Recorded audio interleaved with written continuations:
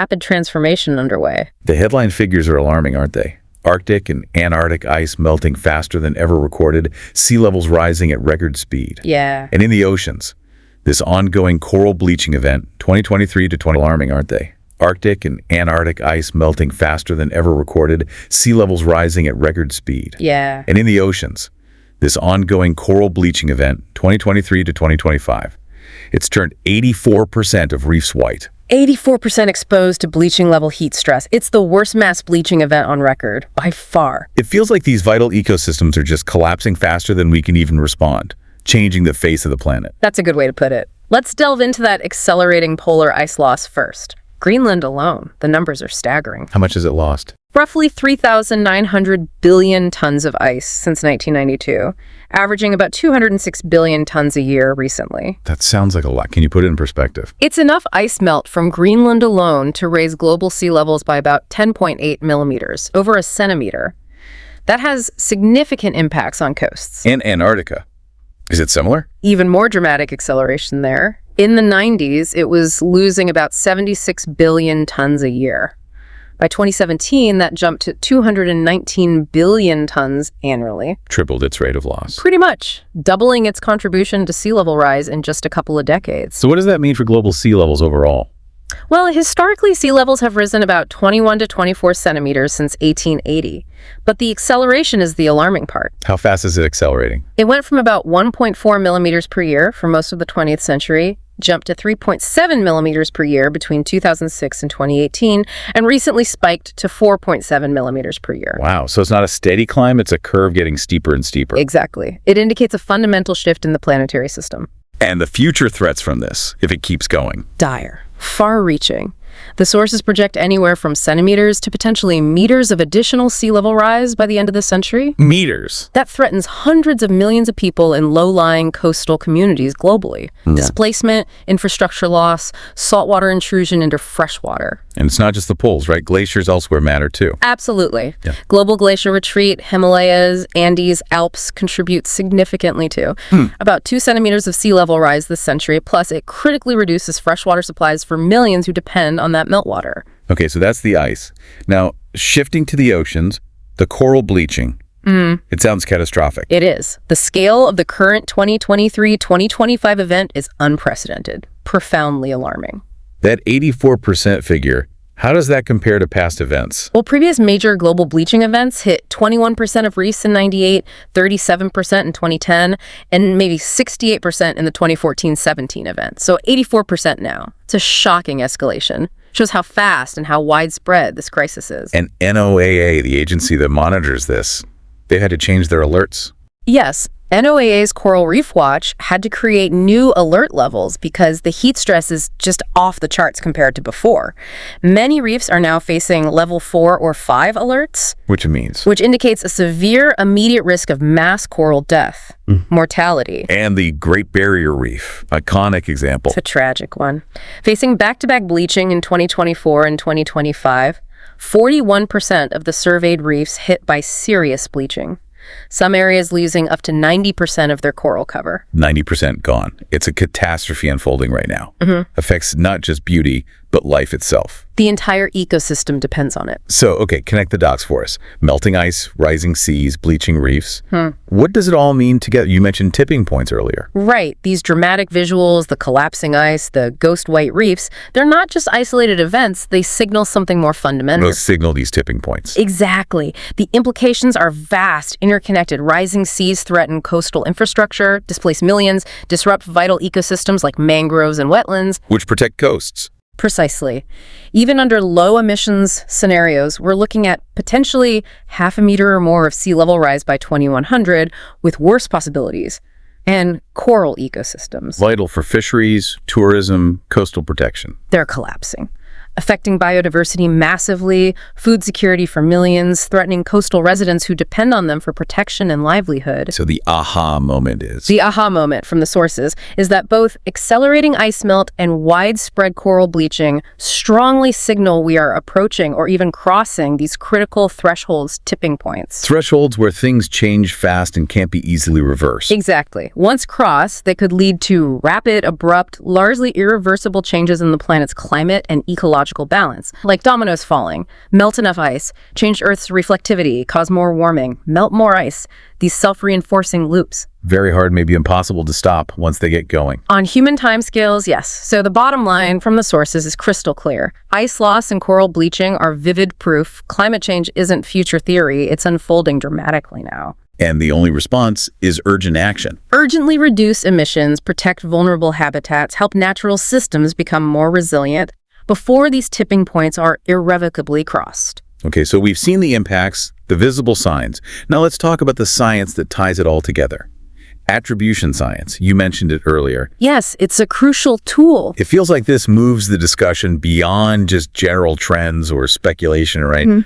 Into concrete reality. Absolutely. Thanks to huge advancements here, researchers can now link specific events, those heat waves, those storms, directly to human-caused warming, often with real precision. So it's not just climate change played a role, it's more specific. Much more. We can quantify the influence. Estimates show most droughts and heat waves today are at least twice as likely, sometimes impossible at that intensity, without our emissions. Twice as likely or even impossible otherwise.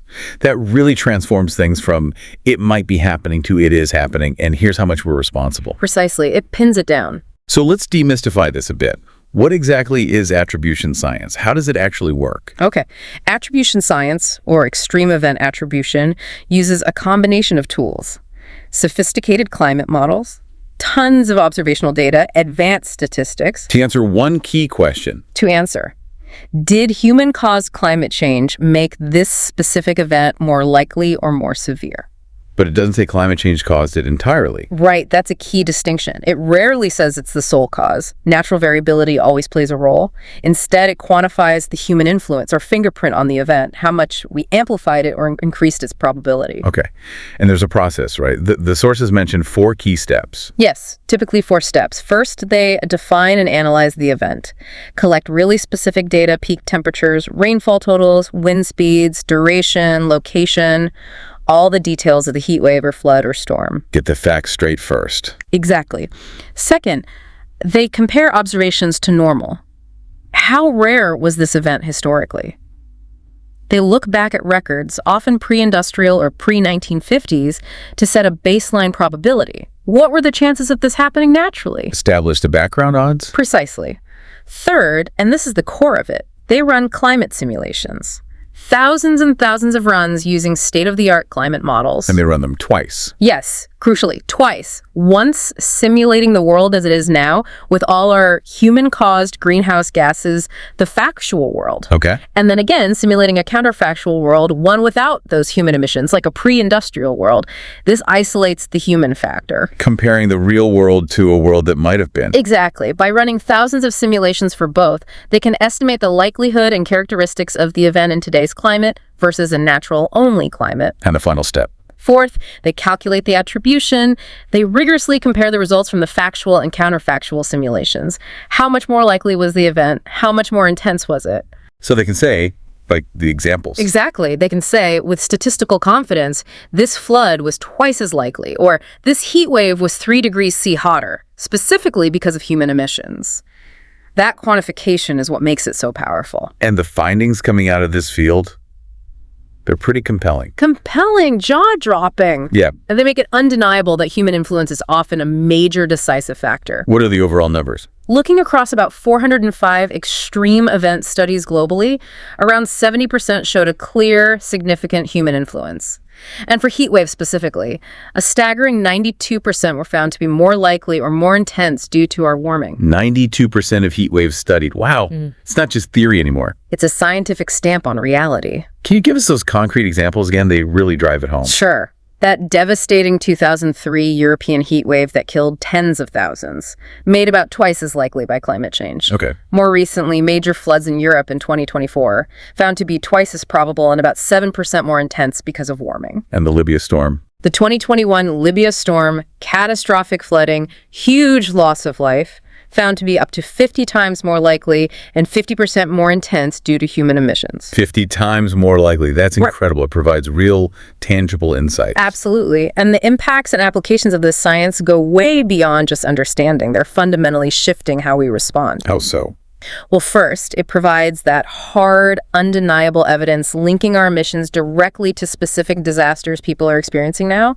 It moves beyond abstract models to concrete events affecting lives. Makes it real. Second, it powerfully supports adaptation and policy by showing communities precisely which events are likely to hit them and how much worse climate change has made them. Allows for much better planning. Much more targeted, effective planning, resilient infrastructure, early warning systems, social safety nets. You can design them better knowing the specific amplified risks. And you mentioned legal accountability. That sounds like a huge shift. It really is.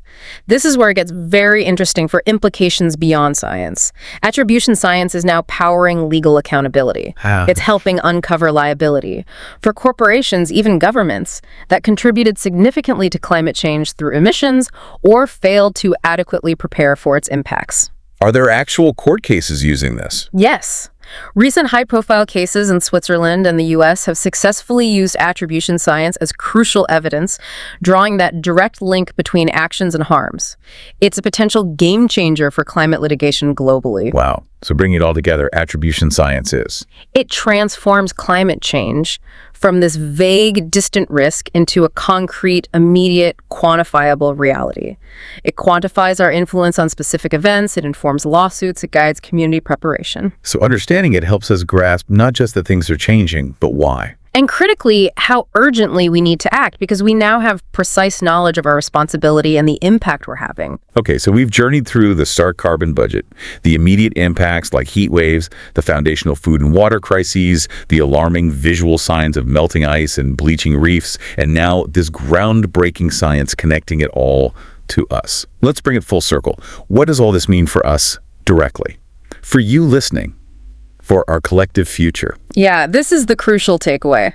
Climate change isn't some abstract issue anymore, debated in journals or halls of power. It's here, now, actively affecting our health, our food, our water, the ecosystems we rely on. He's personal. But the science, even with its stark warnings, it also gives us incredible agency, doesn't it? Absolutely. It's not just doom and gloom. We know exactly what needs to be cut, emissions, and fast. And we also know how we can prepare, how we can adapt, building resilient communities, switching rapidly to clean energy, protecting biodiversity. The pathways are there. So let's talk more about those direct impacts on human life, on society, going beyond the stats to the lived experience. Public health, for instance. Public health is profoundly at risk. We mentioned heat-related illnesses surging. Extreme heat is already more lethal than floods or earthquakes combined. Up to 500,000 deaths globally each year. That silent killer aspect. Exactly. And it strains healthcare systems massively. More heat stroke, worsening heart and lung diseases, premature deaths. And it hits the vulnerable hardest, the young, the elderly, those with medical conditions, outdoor workers. It's a deep health equity crisis. And the economic and infrastructure strain, we touched on it, but the scale is massive and rising fast. Costly damages are skyrocketing. Just in North America, extreme weather cost $415 billion over just 3 years. Hurricanes, wildfires, droughts. $415 billion. Just North America. Just 3 years. And all sectors are at risk. Right. Agriculture, energy, transport, tourism, real estate. Annual global losses are projected in the hundreds of billions if we don't mitigate. It's a huge drag on prosperity. And revisiting food and water security quickly. It's fundamentally threatened. Disrupts crop yields, water availability, worsens nutrition stability. That projected 11% decline in staple crop yields by 2100. That means significantly more hunger. And the droughts and floods. Worsen water stress for drinking and farming, and increase health risks through compromised sanitation, waterborne diseases. And this raises that crucial question again. Who suffers most? The sources are crystal clear. The most vulnerable. Low-income, marginalized, indigenous, disabled communities. They suffer disproportionately from infrastructure loss, food insecurity, health threats. They often lack the resources to adapt or recover. And there's that prediction about poverty. A stark one. By 2030, climate-induced health effects alone could push 44 million more people into extreme poverty. Climate change is a threat multiplier for existing inequalities. It's a massive social justice issue. And there's another impact, one often overlooked. The mental health toll. Increasingly significant, yes. Beyond the physical harm, climate change triggers widespread eco-anxiety, that chronic fear of environmental doom. Grief as well. Grief over lost environments, chronic stress from repeated events, acute trauma from disasters. It's particularly tough for young people and for indigenous groups whose identity and culture are so closely tied to the land. to a changing environment. The consequences are deep and personal. But as you said, it's not all grim news. The science points towards solutions, towards adaptation, transformation. There is agency here, opportunity even. Absolutely. And the sources highlight positive developments happening right now, globally. Yeah. Cities, systems, they are evolving. Oh. Developing sophisticated early warning systems for extreme weather, building more resilient infrastructure that can handle future shocks, launching green initiatives to cut emissions and withstand extremes. And investing in these things. Yeah. It's not just a cost, is it? Now, investing in clean energy, climate-smart agriculture, water-efficient tech, health resilience, it doesn't just save lives and reduce suffering, it creates tremendous economic opportunity. Job creation in new booming industries, it's a powerful win-win for people and planet. So the overall message is, yes, it's here, it's reshaping everything. Reshaping public health, economies, social equity, mental well-being right now. But crucially, science also gives us the tools to adapt, to prepare, to transform. The practical pathways are known. Yes. Clean energy transition, infrastructure resilience, targeted healthcare, robust community planning. We have actionable pathways to protect ourselves now and ensure a safer, more sustainable future. The knowledge is there. The time for action is now. So as we wrap up this deep dive, the core message we've distilled is just one of profound, unmistakable urgency. Couldn't agree more. The science is incredibly clear. That carbon budget, maybe 2 to 3 years left for a decent shot at 1.5 degrees C. A tiny window. And here's the kicker, the point that really demands attention. Global emissions, instead of falling like they need to, actually hit record highs in 2024. Which makes the challenge even greater, the need for intervention even more critical. The time to act with real determination, real speed. It's undeniably now. There's no more time for delay. And the sources do provide compelling strategies for how we approach this huge challenge, covering everything from individual actions right up to systemic global efforts. Right. And while we're not here to tell you, the listener, exactly what to do, No, that's not our role. it is important to understand the factual strategies the source material identifies for actually tackling this crisis effectively. Exactly. For individuals, it often suggests that idea of acting locally while thinking globally, Meaning what, practically? reducing your personal carbon footprint. Yeah. Shifting to renewables if you can, cutting waste, maybe eating more plant-based foods, using public transport. The sources frame these as small choices scale quickly when lots of people do them. But individual action isn't enough on its own, is it? No, the sources stress policy change is critical. Advocating for phasing out fossil fuels, pushing for real agricultural reform, cutting emissions, adapting to change, demanding big investments in resilient, green infrastructure. At all levels of government. All levels. Local, national, international. And building community influence is key too. Becoming a climate translator in your own circles. How do you do that? Using relatable stories, not just stats. Leading by example with green initiatives in your community. Hosting challenges like a plastic-free week or planting trees, creating momentum from the ground up. And beyond individual and community action, it comes back to strengthening the systems, right? Building fundamental resilience. Absolutely. The sources really urge systemic change. Electing leaders who are genuinely committed to clean energy, green investment leaders who get the science and are willing to act decisively. And pushing for the big solutions. Yes. Things like rapidly scaling up renewables globally. Aggressive methane cuts. Methane is a potent short-term warmer. Protecting those vital forests that soak up carbon, and actively exploring ethical, effective carbon removal strategies too. These are the large-scale shifts that really move the needle. So the profound insight from all this material seems to be, we can turn the science into solutions. We have that capacity. The science calls for rapid decarbonization, urgent adaptation. It's unequivocal. And the sources emphasize every year we delay costs lives, costs stability, costs our future prosperity. The clock really is ticking. But there's hope in that collective action idea. There's powerful hope there. Individual choices, yes. Community initiatives, definitely. Sustained political momentum. When you combine those, amplify them. They can still reshape our future, steer us away from the worst outcomes. We have the science. We have the roadmap. We do. The challenge now, perhaps for you listening, is to think about what specific area we've discussed resonates most deeply. Is it health? Food security? The ecosystems, social justice. Find your connection point. Exactly. And then consider how understanding the scientific attribution, that clear link between human actions and these unfolding events, how might that shift your perspective? Yeah. Your sense of agency, our collective responsibility in this critical moment. Something to mull over, to explore on your own. Definitely. Knowing that knowledge itself, the kind we've shared today, is a powerful catalyst for change.